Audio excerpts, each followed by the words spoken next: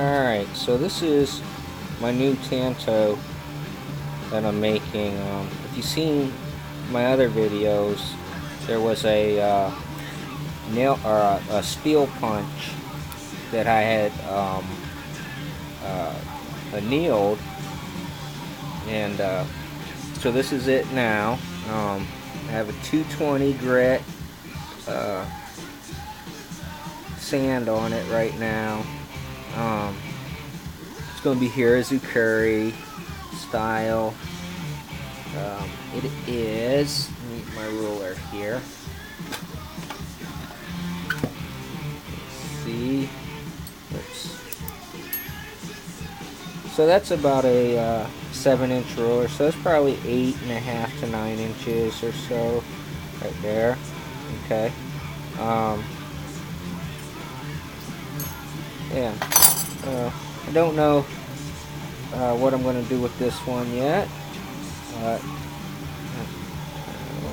here. Alright, so the next stage with this knife, what I'm going to do is normalize it. And I have to heat it up 3 times because it's kind of out of its normal structure from getting banged on and heated and everything. So I'm gonna heat it up to like a orange red, and then let it cool down, and then heat it up to a red and let it cool down, and then heat it up to a red again, and then put it in vermiculite, and it'll cool down from about 6 hours. And yeah, and then it'll be ready for the claying process. I cracked a whole bunch of knives trying to do differential hardening, and I didn't normalize good enough, and so alright, so this is my new little water grinder here, 220 grit whetstone that my friend gave me. This thing's coming in really handy. Now, cool thing about it is it creates a cool slurry. This is it dried and powdered, and that's some wet slurry that I just pulled off of there. But I'll add that into my refractory mixture. I've been doing a little bit of reading about that.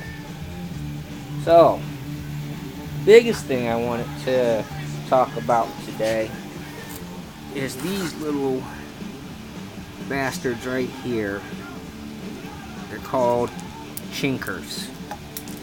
So you can hear that. It sounds like glass, and they feel like glass, but they're still a little bit metallic.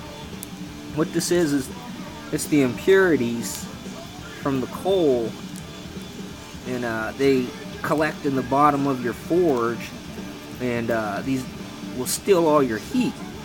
You keep putting coal in, and your piece of metal won't get hot, you know.